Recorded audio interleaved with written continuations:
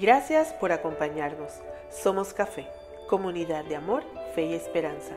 Sabemos que el mensaje que escuchará a continuación será de edificación para su vida. Qué bendición está en la casa de Dios, ¿eh? Qué bendición. ¿Cuántos pueden darle un fuerte aplauso al Señor por su misericordia y gracia?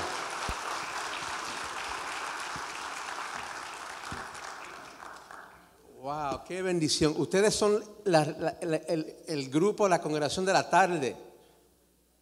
tarde a mañana. Ustedes han dormido más, pues son más espiritual. Ustedes son más receptivos, más sensibles. Amén. Ustedes han dormido más, desayunaron mejor, pues esa palabra usted va a entenderla más fácil que nunca. ¿Cuántos lo creen? Bueno, no me convencen. Bueno, hermano, qué bendición, los bendigo en esta mañana. Saludos de mi esposa Yolanda, mis hijos Jay Jr. y Stephanie, nuestra iglesia en Queens, New York, iglesia Centro Bíblico. Le mando saludos a todos, abrazos. Gracias al pastor Richard y la pastora María, todo el gobierno de tu iglesia, los ancianos, al liderazgo. Gracias por traerme de nuevo. Estaba hablando con el pastor Richard, que vine para su aniversario 8, yo creo que fue, que hace 11 años atrás casi. Y ya estamos por 11, 12 años conociéndonos. El tiempo pasado. Qué rápido pasa el tiempo. Ya una década nos hemos conocido y es por pura misericordia que estamos juntos. Todo el mundo tiene derecho de hablar, pero no todo el mundo tiene el derecho de ser escuchado. Gracias por prestarme sus oídos. Gracias por tolerar mi español elocuente. Gracias que vienen con amor y deseo de oír palabra de Dios y que tienen hambre de sed de Dios. Yo amo esta iglesia, yo creo en esta iglesia. Yo he visto esta iglesia desarrollarse los últimos 10, 11 años. Y qué bueno estar en un sitio que tiene un norte. Ni una responder, no. Qué bueno estar en un sitio que conoce y tiene un norte. O sea, lo peor que podemos hacer en la vida es tener una iglesia que solamente abre los domingos para tener un culto, para colectar ofrendas, para pagar el bill, para asegurar que el próximo domingo podamos abrir.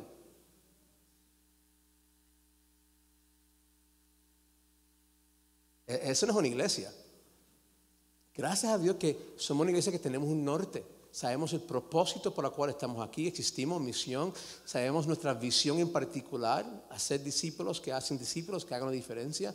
Tenemos un proceso de vida que nos lleva de punto A a punto B.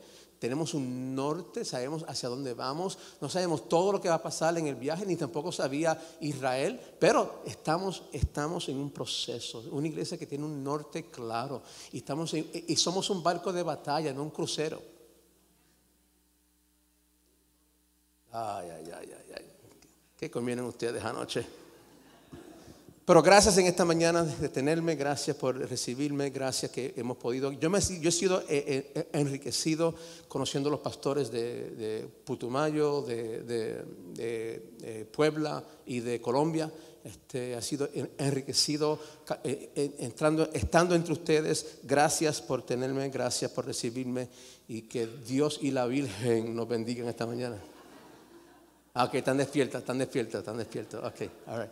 Ahora nos olvida rapidito la palabra del Señor. Vamos, el tiempo es limitado y quiero ser justo a la palabra de Dios. Vamos a Romanos capítulo 1, por favor, en esta mañana, y que Dios y su Espíritu Santo nos guíe a toda verdad y que nos ilumine para ver a Cristo crucificado, sepultado, resucitado, ascendido y entronizado a su diestra, que es lo esencial del Evangelio. Mire Romanos 1 y dice así la palabra de Dios en el nombre del Padre, del Hijo y del Espíritu Santo, la palabra de Dios que es inspirada, que es inmutable, que es infalible. Dice la palabra de Dios así, Romanos 1, Pablo, siervo de Jesucristo, llamado a ser apóstol, apartado para el Evangelio de Dios, que él ya había prometido por medio de las profetas a los santos por las santas escrituras, acerca de su Hijo, que nació de la descendencia de David según la carne, y que fue declarado Hijo de Dios con poder, conforme al Espíritu de santidad, por la resurrección de entre los muertos, nuestro Señor Jesucristo, por medio de quien hemos recibido la gracia y el apostolado para que promover la obediencia de la fe entre todos los gentiles. Esa es la gran comisión. Por amor a su nombre, esa es la causa que hacemos todo. Entre los cuales estáis también vosotros llamados de Jesucristo, la iglesia en Roma. A todos los amados de Dios que están en Roma, llamados a ser santos, gracia a vosotros y paz de parte de Dios, nuestro y Padre y de nuestro Señor Jesucristo. En primer lugar, doy gracias a mi Dios por medio de Jesucristo, por todos vosotros, porque por todo el mundo se habla de vuestra fe. Pues Dios, a quien sirvo en mi espíritu, en la predicación del evangelio de su Hijo, me es testigo de cómo sin cesar hago mención de vosotros. Siempre en mis oraciones, implorando que ahora, al fin, por la voluntad de Dios, logre ir a vosotros, porque anhelo verlos para impartirles algún don espiritual, a fin, el fin de la manifestación es de que seamos confirmados. Es decir, para que cuando esté entre vosotros, no solamente el apóstol da, él dice, vosotros nos confortemos mutuamente, cada uno por la fe del otro, tanto la vuestra como la mía, como ha pasado en estos días. Y no quiero que ignoréis, hermanos, que con frecuencia he hecho planes para ir a visitarlos y hasta ahora me ha visto impedido, a fin de obtener algún fruto también entre vosotros, así como entre los demás gentiles. Y aquí están los textos que vamos a enfocarnos en esta mañana. Verso 14 en adelante. Tengo obligación o estoy endeudado tanto para bárbaros, para con sabios, como para los ignorantes. Así que por mi parte, ansioso estoy de anunciar el evangelio también a vosotros, lo que estáis en Roma. Porque no me avergüenzo del evangelio, pues es el poder de Dios para la salvación de todo el que cree, del judío primeramente y también el griego.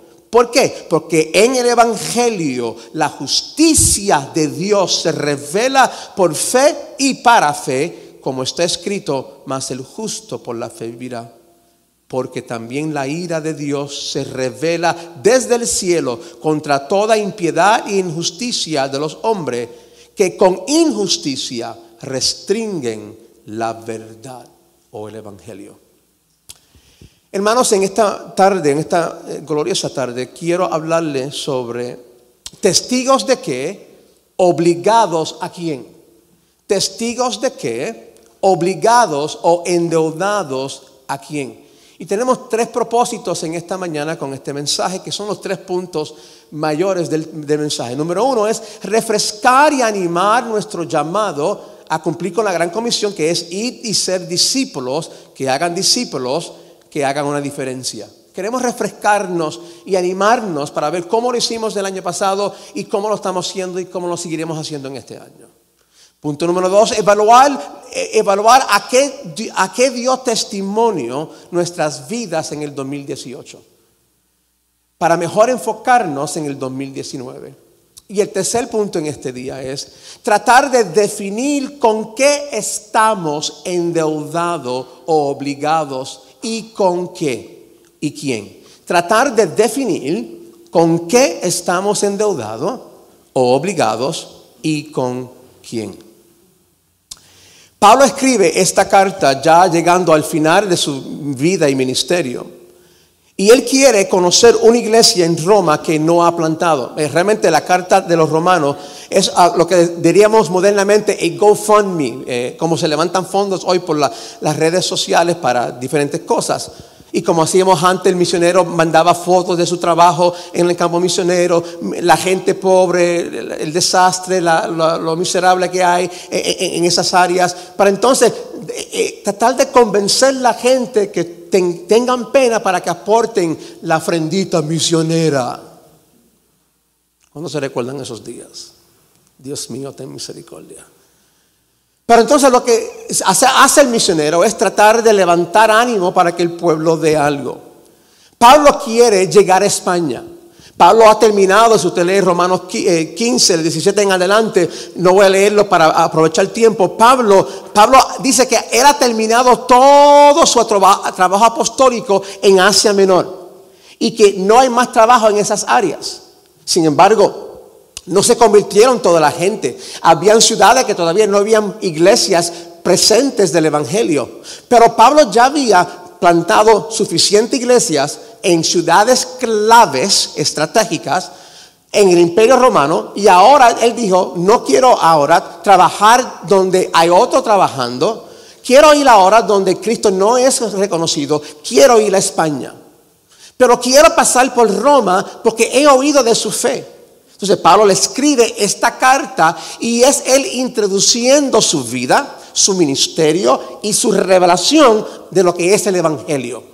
No le dio 6 capítulos como en la carta de los Efesios, le dio 16 capítulos. Es un catequismo, es una carta de 16 capítulos extendiendo en detalle la teología de la salvación o justificación, la santificación, lo que es pecado, la glorificación, escatología, entrando en cosas prácticas de la fe, los fuertes en la fe, los débiles en la fe, Romanos 12, 13, 14. Pablo entonces escribe esta carta y lo envía delante de él a esta iglesia para que ellos supieran, voy para allá, pero quiero que me ayuden porque quiero cambiar mi headquarters, ya no va a ser Antioquía, quiero hacer que Roma sea mi punto clave ahora para que me ayude a ir hacia España. España 2000 años atrás no era una ciudad de paellas y playas, era un lugar rústico, difícil, barbárico. Y Pablo dice, hay que ir y hacer discípulos, que hagan una diferencia. Entonces Pablo manda esta carta y dice, esto es el evangelio. Y si en algo difiere, cuando lleguemos, nos sentaremos, abriremos las escrituras y vamos a encajar todo en línea con la visión y la revelación que Dios me ha dado. Entonces la pregunta es, ¿de qué dio testimonio Pablo? ¿Qué inspiró a Pablo a trabajar así? ¿Qué fue lo que los motivó? ¿Y qué significa ahora ser testimonio? ¿Qué significa ser un testigo de Cristo? Y yo pregunto, si en esta nación hicieran el evangelio ilegal, mi pregunta es, ¿hubiera suficiente evidencia para encontrarnos culpables y nos hagan presos? Imagínate si en 5 años hicieran el evangelio ilegal en los Estados Unidos y el gobierno se convirtiera totalmente barbárico y nos quitaran el templo, la tecnología, Biblias y todos los instrumentos que facilita tú llevar a cabo el evangelio. Si nos quitaran todos los juguetitos, no las cosas esenciales. Mi pregunta es, ¿su familia funcionaría como una iglesia? ¿Esta iglesia funcionaría como una iglesia? ¿Todavía pudiéramos seguir trabajando con nuestra misión y visión y proceso de hacer discípulos, enviarlos para hacer más discípulos, para plantar iglesias y penetrar los 6 segmentos de la comunidad y sociedad? ¿O no pudiéramos trabajar porque ya la estructura de domingo fue quitada? ¿Qué nos inspira? En otras palabras, si nos quitaran y hicieran el evangelio ilegal, ¿pudiéramos tú y yo vivir con las esenciales del evangelio? ¿Pudiéramos transmitir esos valores del evangelio a nuestros hijos? ¿Pudiéramos todavía funcionar como iglesia? Porque la iglesia en el primer siglo, los apóstoles no tenían templo. Por los primeros 300 años de la historia de la iglesia no tenía edificios. El edificio no era la iglesia. Dios derribó el templo cuando Cristo murió. El velo fue rasgado de arriba abajo. No fue hasta el año 313 cuando Constantino, para unir la guerra civil en el Imperio Romano, él legaliza el evangelio y trae entonces el evangelio a un edificio. Y ahí nace la iglesia católica, mezclado con el Imperio Romano. Entonces, después que Dios nos saca de un edificio, nos metieron en un edificio 300 años después. Y la iglesia se trastornó. Por los próximos 1200 años, hasta el 1517, la iglesia fue de mal en peor, oscuro a oscuro, hasta que vino la luz de la reforma. Y hemos estado en una reforma por los últimos 500 años. Dios llevándonos de nuevo a las esenciales del evangelio.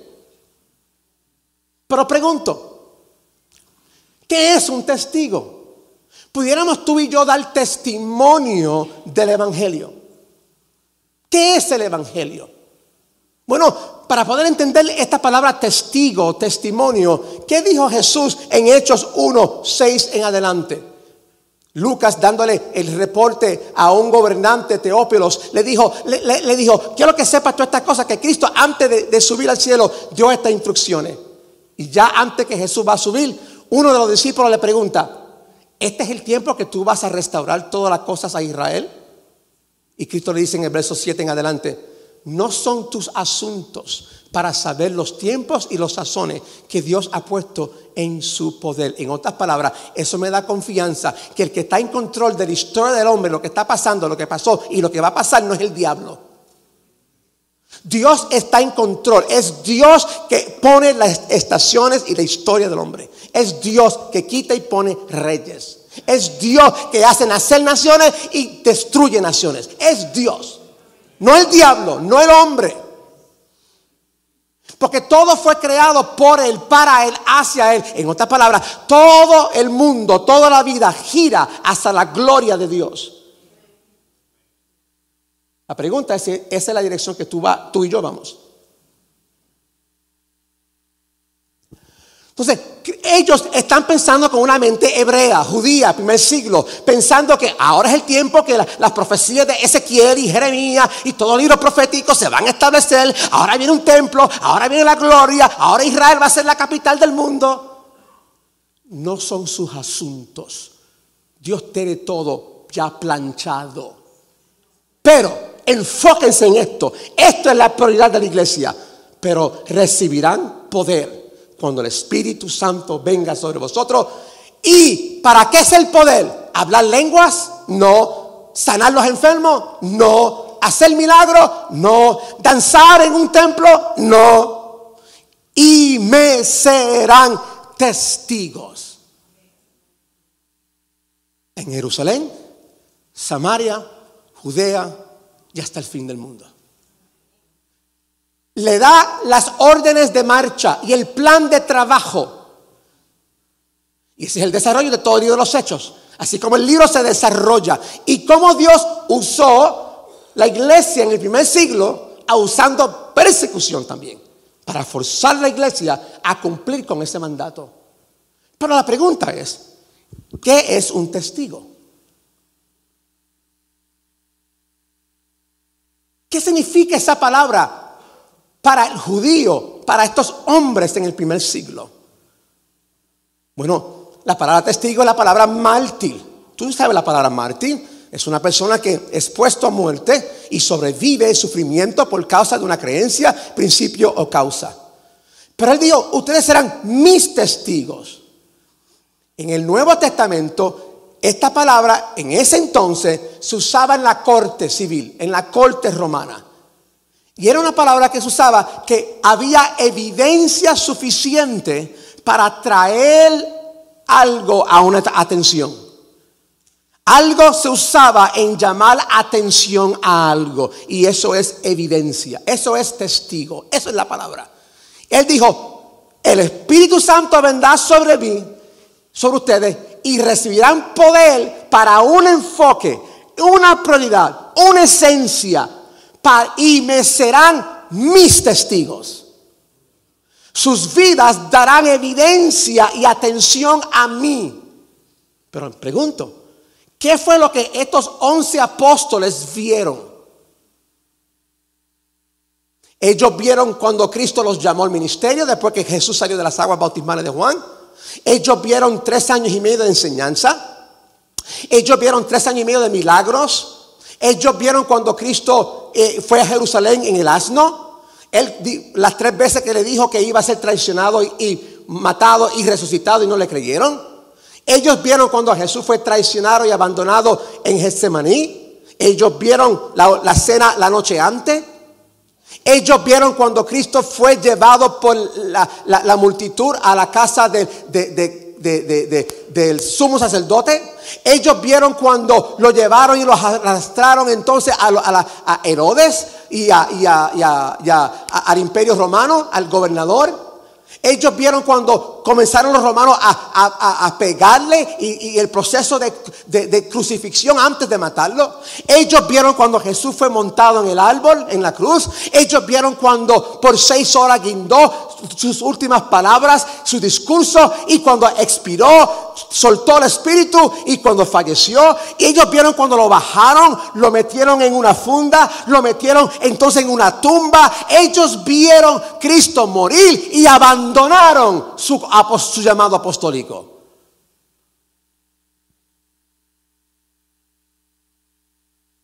Cristo resucita 3 días después, los anima. Encuéntrense conmigo en Galilea, y aquí vemos en Hechos 1 sus últimas palabras. Tu enfoque: ustedes serán mis testigos. En otras palabras, todo lo que ustedes han visto en mí ahora, y ahora me van a ver ascender para ser entronizado. Yo he sido glorificado. Estos discípulos eran testigos de la vida, enseñanza, la muerte, la traición, la resurrección y la ascensión y la entronización de Jesús. Y ahora Cristo dice: el Espíritu Santo vendrá, y el trabajo mayor es que Él te va a dar poder para que sus vidas traigan atención a esa esencia, la persona, el carácter, las obras de Cristo, la esencia del Evangelio. Entonces yo pregunto, ¿de qué dio testimonio en nuestras vidas el año pasado?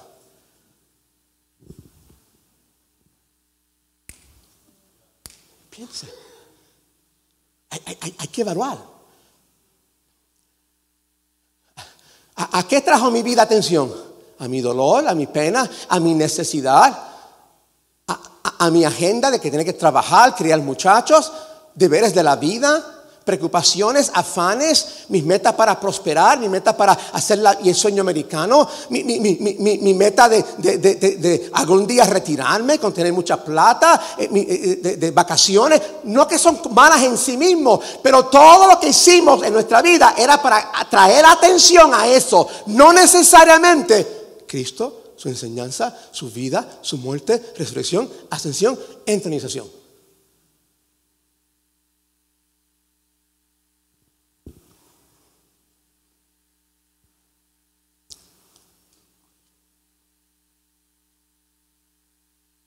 ¿Qué vieron la gente del testimonio que dimos el año pasado? ¿A qué? Entonces, eso me lleva a yo tengo que evaluarme. ¿Fui yo un discípulo de Cristo el año pasado? ¿Hice yo discípulos que hacen una diferencia? Aún Cristo dijo que el Espíritu Santo en Juan 15 y en Juan 16, que cuando venga el otro consolador, hablando a Jesús antes de la cruz, Él me glorificará a mí, Él tomará de lo mío y lo compartirá con ustedes. Él traerá atención a mí, va a revelarte a mí mi glorificación, mi vida, mi enseñanza, todo lo que te he enseñado. Él te conviene que yo me vaya.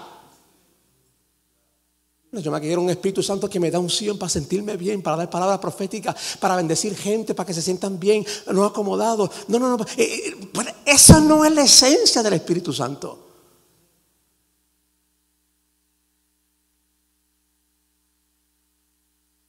No estoy diciendo que Dios no puede hacer esas cosas, pero eso no es el plan primario, eso no es la esencia del Evangelio, eso no es el proceso más importante. Entonces, ¿a qué nuestras vidas traen atención a? ¿A qué damos testimonio de? Una manera que estos apóstoles dieron atención y testimonio de Jesús fue que estaban dispuestos a morir. ¿Por qué? Porque ellos vieron a Cristo morir, resucitar. Ellos vieron una esencia y dijo que ¿qué? Este hombre, no solamente que él tenía el poder antes de morir, que los vientos y el mar lo obedecían, los demonios se postraron. Jesús no estaba luchando ahí 20 horas. Sal, ¿cómo te llamas? ¿Cómo te nombras? Sal, te ato, desato, te escupo, te pateo. Los demonios llegaban a él y se postraban. Yo sé quién tú eres. Los discípulos no sabían, la multitud no sabía, el demonio sabía. Yo sé quién tú eres, el Hijo de Dios. Y él dijo, ¿has venido para atormentando antes del tiempo?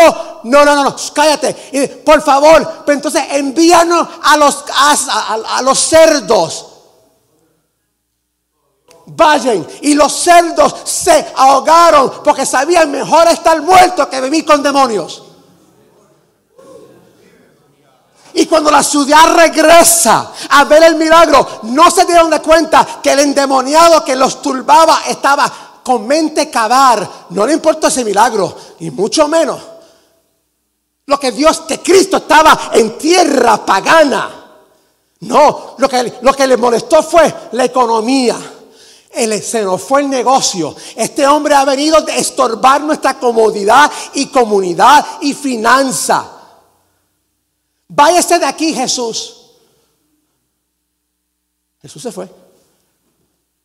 Y el endemoniado que está libre, quiero ir contigo.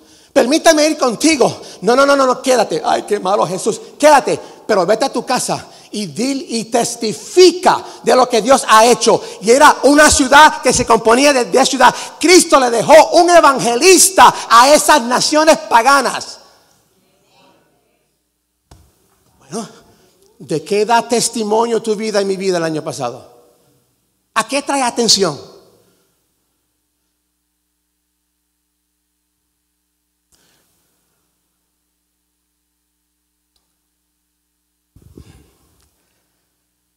Aquí llegamos al punto central en esta tarde.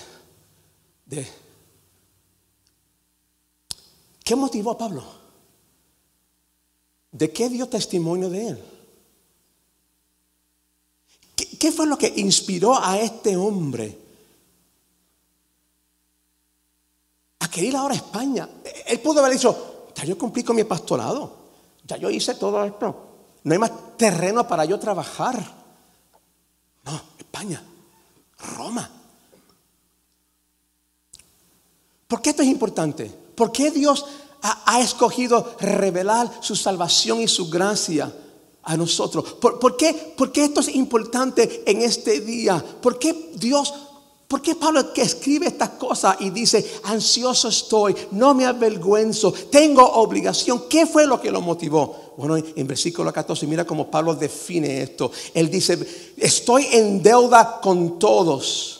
Estoy endeudado con todo. Versículo 14, él dice, tengo obligación tanto para los griegos como para los bárbaros, para los sabios como para los ignorantes. Así que por mi parte, ansioso estoy. ¿Cuántos estaban ansiosos en llegar esta mañana? ¿Están seguros? Esa mente estaba como, amén, arrastrado, amén. No. Ustedes realmente estaban ansiosos que estaban dispuestos a quedarse en 2 cultos.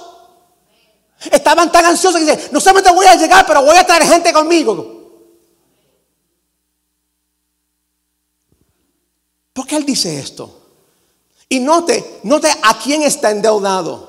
No con Dios, pero con personas, con bárbaros, con griegos, con intelectuales y no intelectuales. ¿Y qué les debía? ¿Qué es lo que él le debe? Versículo 15. Así que por mi parte, ansioso estoy de anunciar el evangelio también a vosotros. Él quiere traer y predicar el evangelio a una iglesia. Y una cosa que no dije en la mañana, que Dios me inspira ahora para decírtelo de nuevo. Escúchame, si hay un mensaje que se tiene que repredicar y reenseñar a la iglesia, es el evangelio.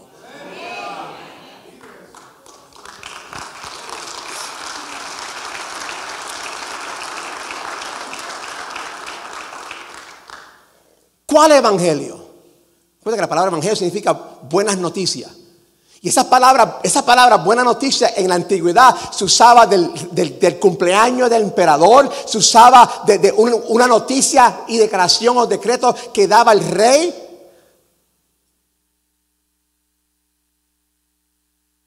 ¿Qué eran las buenas noticias? ¿Qué era el mensaje específico? Lo que Dios hizo a través de su Hijo. ¿Buenas nuevas de qué? ¿Qué son las buenas noticias? ¿Son obras o gracia? Y no sé cómo Pablo dice, no me avergüenzo porque está en el Evangelio está la salvación de Dios, es el poder para la salvación. Porque en el Evangelio la justicia de Dios se revela. En otras palabras, lo más esencial del Evangelio no es que sana, que prospera, que bendice, que guarda, que te saca del infierno, que escribe tu nombre en el libro de la vida. No. Lo más esencial del Evangelio es que somos justificados delante del tribunal celestial. Dios nos declara justo. En otras palabras, cuando tú te pares delante de Él, ¿cómo te vas a justificar? Bueno, Señor, me voy a justificar porque yo no pequé tanto. Yo no maté a nadie, por poquito, pero no lo hice.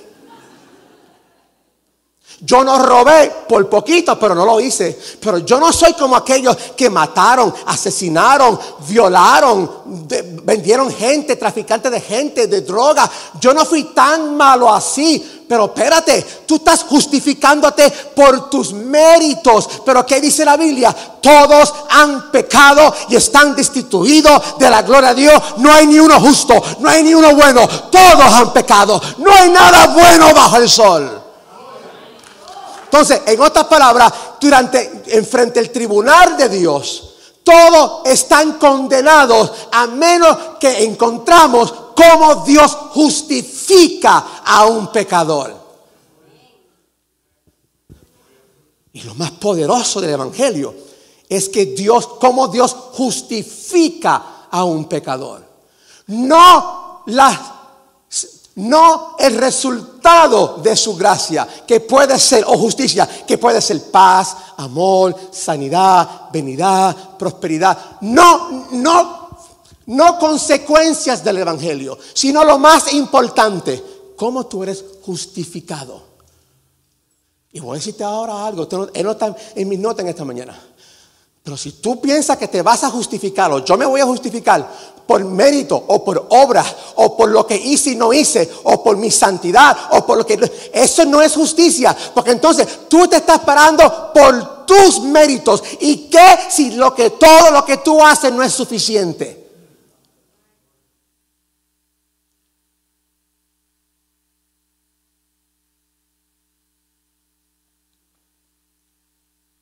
Por eso que o nos justificamos por la justicia, que es por la fe, o nos justificamos por obras. Pecamos menos, o tratamos de ganar el amor de Dios, o mantener la salvación en nuestra fuerza.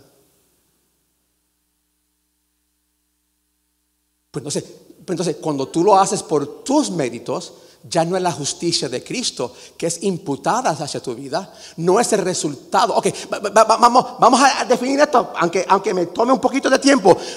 ¿Por qué yo soy justificado?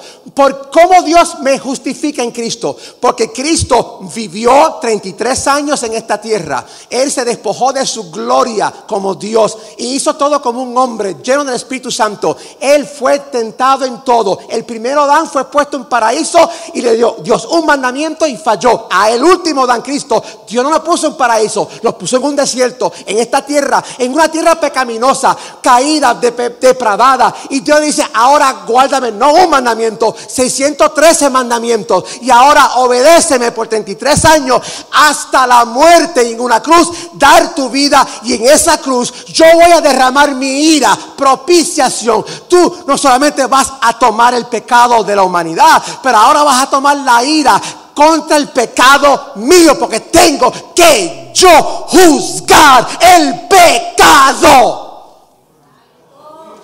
Y si no entendemos la ira de Dios, no entenderemos el amor de Dios.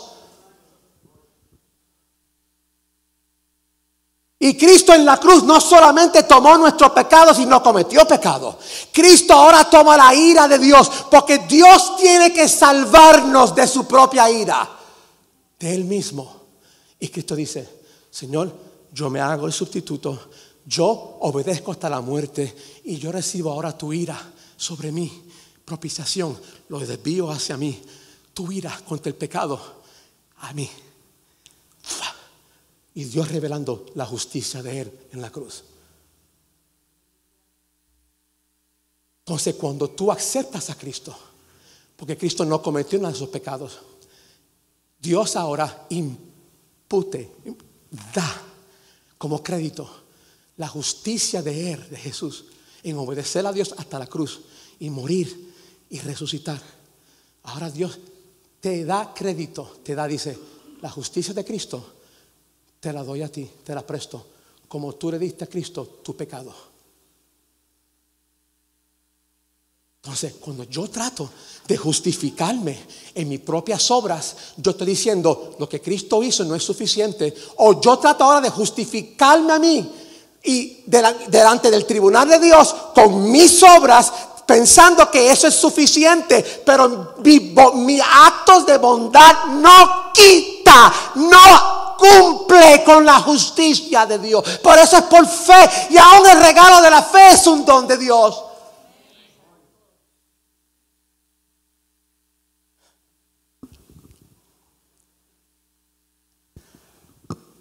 Y Pablo dice, en este evangelio de gracia, la justicia de Dios es revelada, no por obras, es un regalo de fe. Para que nadie se gloríe, somos salvos por gracia, no por obras, para que nadie se gloríe, para que nadie se diga, yo acepté a Cristo, yo fue la fe mía. No, ni aún la fe es un regalo de Dios, ni aún la fe tú puedes jactarte por.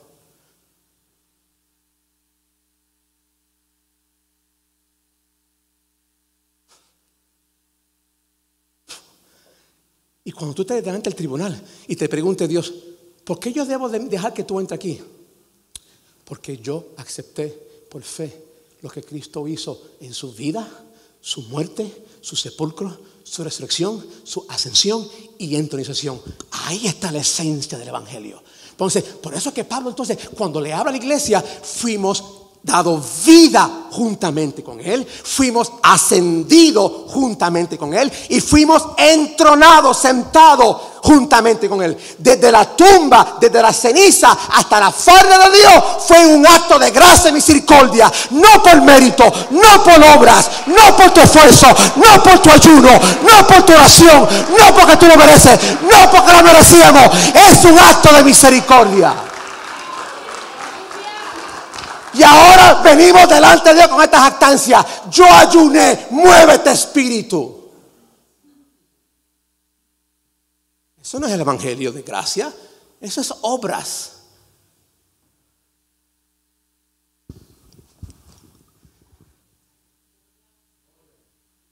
Entonces, Pablo dice que tengo más que 12 minutos. El reloj. Sí, es importante, es necesario. Escúchame. ¿Cuáles deudas tenía Pablo? ¿Cómo llegamos a ser endeudados? Tú llegas a ser endeudado por dos maneras: por tomar prestado o robar. Entonces, mira cómo Pablo dice que estoy endeudado. Ahora, cuando miramos estos versículos, uno puede decir, bueno, Pablo está diciendo que esto porque Dios lo hizo, lo que Dios hizo en su vida, como Él lo describe en la carta, en versículo 1 y en versículo 5. Pablo, siervo de Cristo Jesús, llamado a ser apóstol, apartado para el evangelio de Dios. Verso 5, por medio de quien hemos recibido la gracia y el apostolado para promover la obediencia a la fe entre todos los gentiles por amor a su nombre. ¿Ves, pastor? Es una obligación de parte de un mandato de Cristo, resucitado como un Señor, como un general, y Él tiene que obedecer.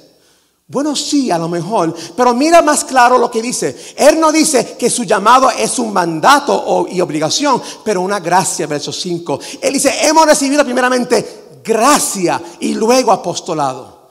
Pues creo que debemos preguntar si hay algo más profundo aquí, que solo obedecer por obligación, porque Dios lo mandó. Como esa obligación, tienes una deuda. Y aunque esa es una verdad, pero no es toda la verdad y no es lo más esencial. Además, todos sabemos que Dios nos manda a hacer muchas cosas en sus palabras y no lo hacemos. ¿Por qué? Ni aún tenemos un sentido de deuda que debemos saldar o hacerlo. Sin embargo, si debemos dinero, tenemos un deber para pagarlo o saldar la deuda. Y si alguien nos da un regalo o muestra bondad inmerecida, nuestro primer efecto y responder es pagar para atrás con lo mismo, porque nos sentimos endeudados cuando alguien nos regala. Hay que pagar obras. Solo gente orgullosa no pueden dar gracias. Pero ¿qué Note que Pablo se siente endeudado a personas, no a Dios. Casi siempre uno se siente endeudado porque alguien le prestó algo. Pero en este caso, los griegos y los bárbaros no le han prestado algo a Pablo, pero él se siente endeudado a ellos. El asunto es que ninguno de estas naciones le han prestado a Pablo para él sentirse el deseo fuerte de pagarle. La verdad es que Dios ha dado algo gratis a Pablo, específicamente gracia, justificación. Le dio la gracia de la salvación y la gracia de ser su llamado y apostolado. Pero cuando tú recibes gracia de parte de Dios, tú no te conviertes en un deudor de Dios, pensando que es una deuda que se tiene que saldar. La gracia no puede ser pagada de nuevo con una deuda, sino la gracia ya no es gracia, no es un regalo, es un negocio, es una religión. Dios, tú me das y yo te pago, yo te saldo. Si yo te diera un regalo y tú tratas de pagarme de nuevo por el regalo, lo cambiaste a un negocio merecido y no a un regalo gratis. Pues en este caso, la gracia no crea deuda en ese sentido. Pero qué difícil es para nosotros recibir un regalo de agradecimiento sin sentirnos endeudados y tratar de pagar la bondad a través de obras. Pero por gracia somos salvos. Y Pablo está diciendo aquí que no estamos endeudados con Dios. En verdad, la gracia de Dios salda nuestras deudas. La esencia mayor de la gracia de Dios es que salda mis deudas y tus deudas. Deudas que no podemos pagar en nuestra fuerza. La gracia de Dios nos perdona nuestras deudas y las salda. Efesios 2, 1 al 10. Entonces, ¿cuál es la deuda que tenemos? Te dije que para endeudarnos es o tomamos prestado o robamos. Nuestra deuda es que le robamos a Dios su gloria. La Biblia revela aquí en Romanos 1 que nuestro pecado mayor es que estamos destituidos de la gloria de Dios. Note, todos han pecado y están destituidos de la gloria de Dios. Que mi pecado tiene una relación directa con ¿qué? Con su gloria. ¿Qué es la gloria de Dios? La gloria de Dios es la esencia, el brillo, el resplandor de su persona, su carácter y sus obras. Y toda la creación declara la gloria de Dios, pero no la gloria salvífica. Y toda la creación adora la gloria de Dios, pero no tienen una voluntad, es una voluntad involuntaria. Pero en la creación hay un ser humano que tiene libre albedrío, entre comillas, y él mira la gloria de Dios y lo desprecia. Él mira la gloria de Dios y no le pone atención. Él cambia la verdad por una mentira. Él ni le da gracias a Dios. Él cambia la gloria de Dios por la gloria de imágenes. En otras palabras, para nosotros es fácil cantarle la tierra, cantarle al dolor, cantarle al partido, cantarle al sexo, cantarle a la mujer, cantarle las penas, cantarle al sufrimiento, cantarle a los valles y los callados de nuestras tierras, cantarle a los burros, cantamos, adoramos en el fútbol. En el fútbol, cuando hacen gol, podemos estar 5 minutos. Fanáticos, antes, durante, después. Pero cuando venimos a la iglesia, tan reservados, levantar la mano.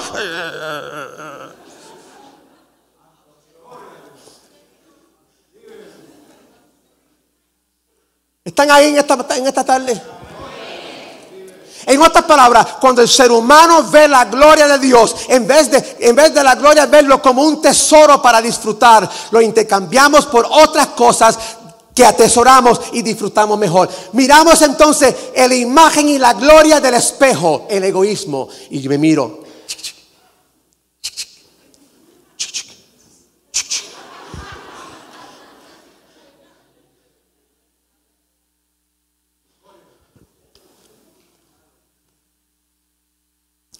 Pues le robamos a Dios gloria a todo tiempo. Están ahí. Entonces la gracia de Dios no nos hace deudores a otros. La gracia de Dios nos hace deudores a otros que necesitan la gracia de Dios igualmente como tú y yo. Entonces la deuda que debes a otros es la gracia del evangelio. Y pregunto, ¿con quién estamos endeudados en esta mañana? El año pasado, ¿con quién estuvimos endeudados? Que hicimos todo lo posible para comunicar el evangelio, para ser discípulos, que hagan la diferencia. O vivimos todo el año como que no tenemos deuda. ¿Por qué que esta gracia de nuestro Dios, ¿por qué es que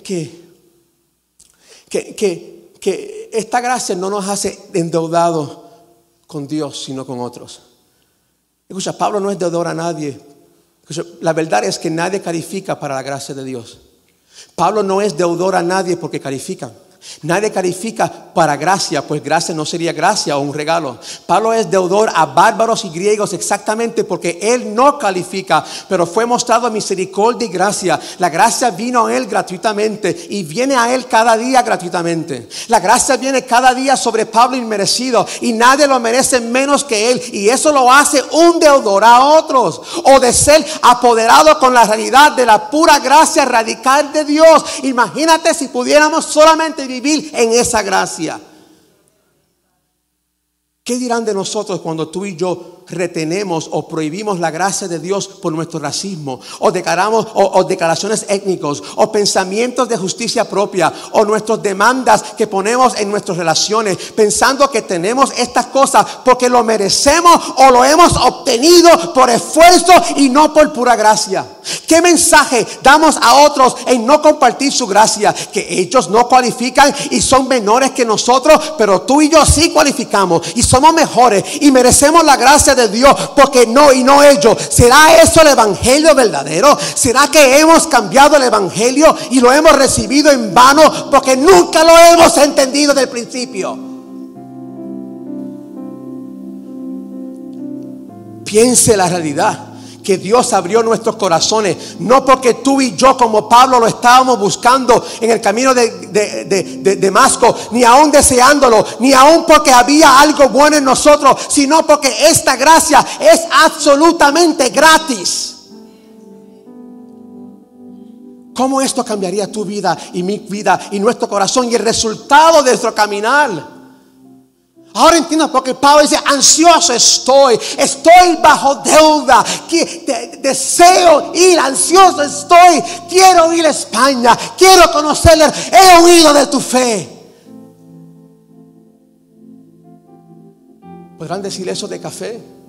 ¿Podrán decir eso de Jay Vélez? ¿Podrán decir eso de Richard Martínez? ¿Podrán decir eso de nuestra vida, de nuestra familia? ¿Podrán decir eso de la comunidad donde tú vives? Yo quiero, he oído de tu fe.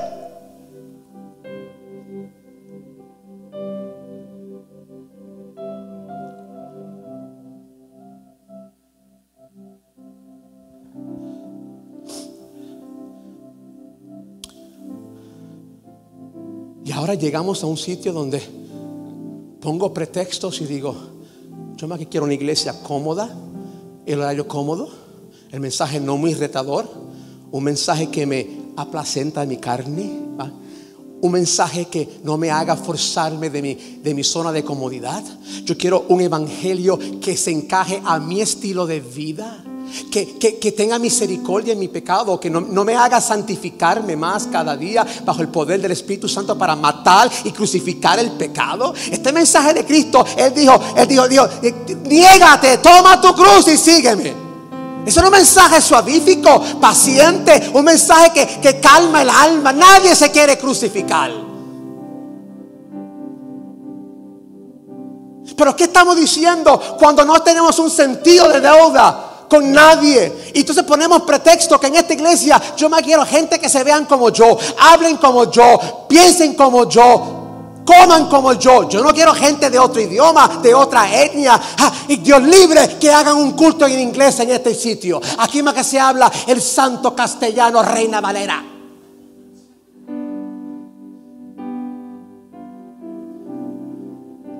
Como que si Dios me salvó a mí porque había algo bueno en mí, pero ahora no, tú eres menos, tú eres baja raza. No, tú eres muy indio, tú eres muy moreno, tu pelo no es muy lacio, tú no eres el rubio de Galilea que va caminando por los pasillos de la iglesia.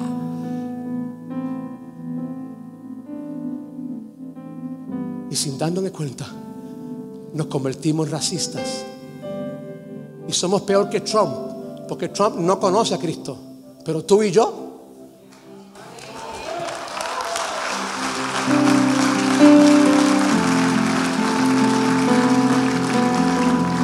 Pues ¿qué mensaje damos a otro?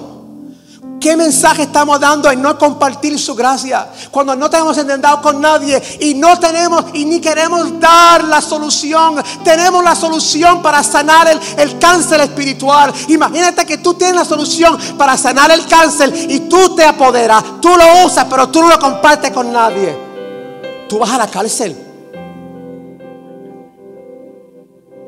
No, pero yo no tengo tiempo, mi vida es más importante, mis prioridades, mis planes, mis vidas. Por lo tanto, no tenemos un sentido que estamos bajo obligación, porque no hemos entendido la gracia. Pensamos que yo merezco esta salvación, yo merezco esta comunidad, yo merezco papeles, yo merezco ser ciudadano, yo merezco la vida que yo tengo. Y dicen, no, tú no te lo mereces. Yo te lo digo por misericordia, porque de todo tú eres el peor.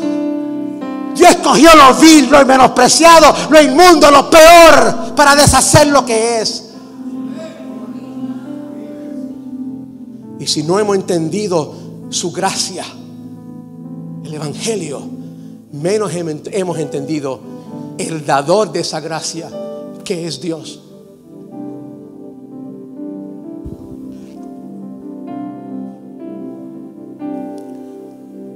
Y si no hemos entendido el evangelio de la gracia, estamos en un evangelio equivocado.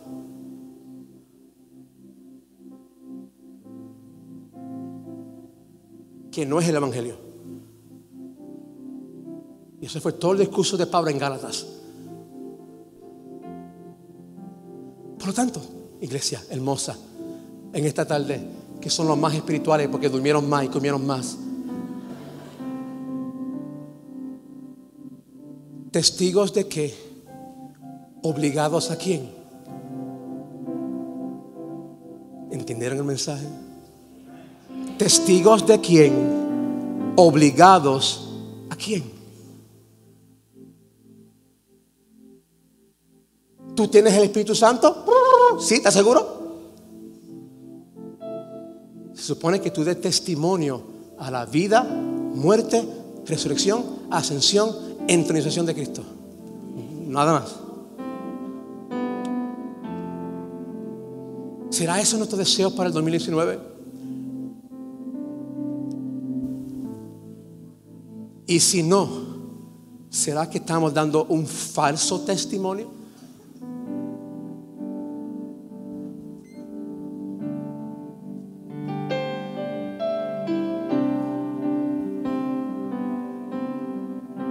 Pablo dice, ¿qué? No sé el idioma que se habla ahí en España. No, yo me lo aprendo, no hay problema en el camino. Tengo que pasar por animales salvajes, salir de mi comodidad, no hay problema. Es que yo he visto al Cristo glorificado. Yo he entendido esta misericordia. Yo merecía su ira, su condenación, pero Él tuvo misericordia. Y entonces me dio gracia y me dio entonces un apostolado. ¿Cómo no compartir esto como yo gratuitamente lo he recibido?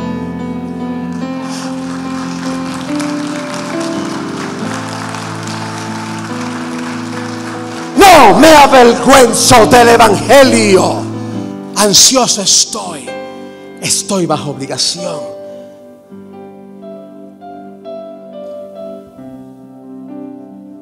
Oh, yo oro, iglesia, que en este nuevo año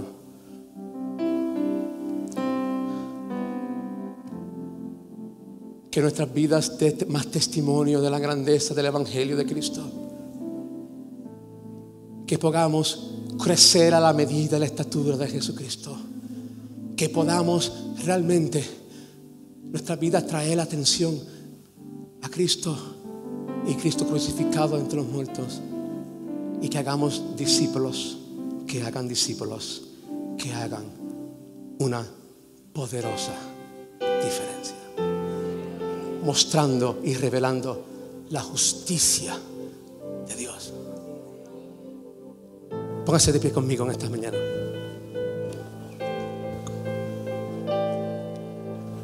Aleluya.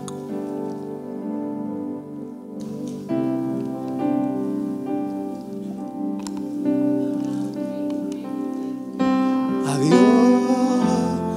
Yes. Cuán grande es mi Dios, cántalo cuán grande es mi Dios, lo verás cuán grande, cuán grande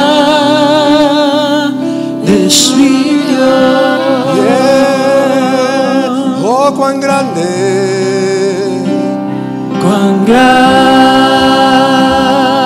es mi Dios, cántalo cuán grande es mi Dios, tu misericordia es grande, cuán grande es mi Dios. Oh, cuando miramos esa misericordia y esa gracia decimos cuán grande, cuán grande, cuán grande es mi Dios, cuán grande es mi Dios.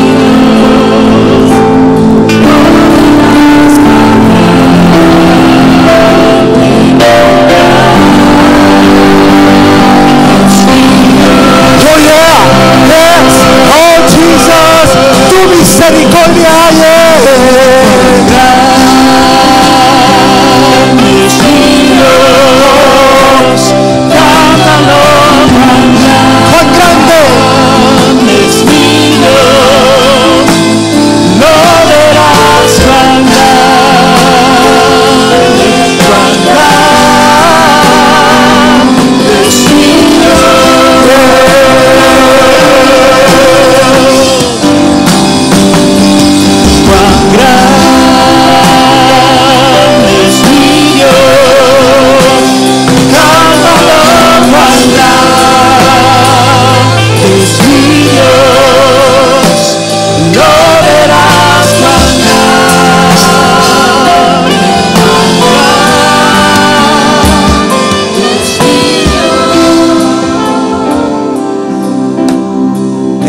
Tarde mi oración para nosotros es, Señor, no hay que tratar de inspirar gente para que emocionalmente traten de hacer algo.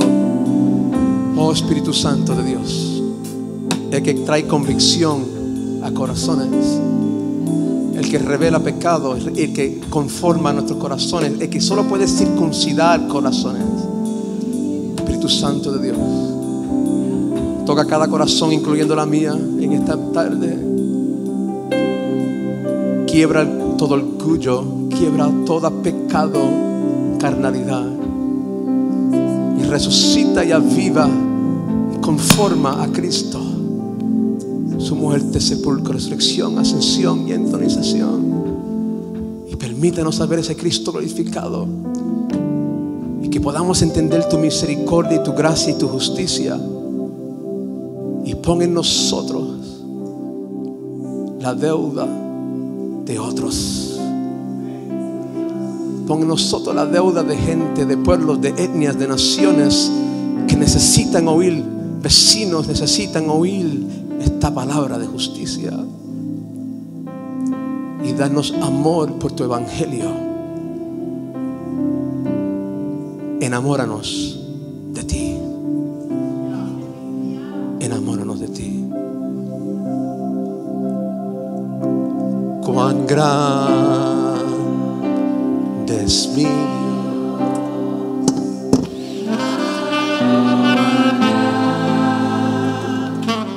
Gracias por escucharnos.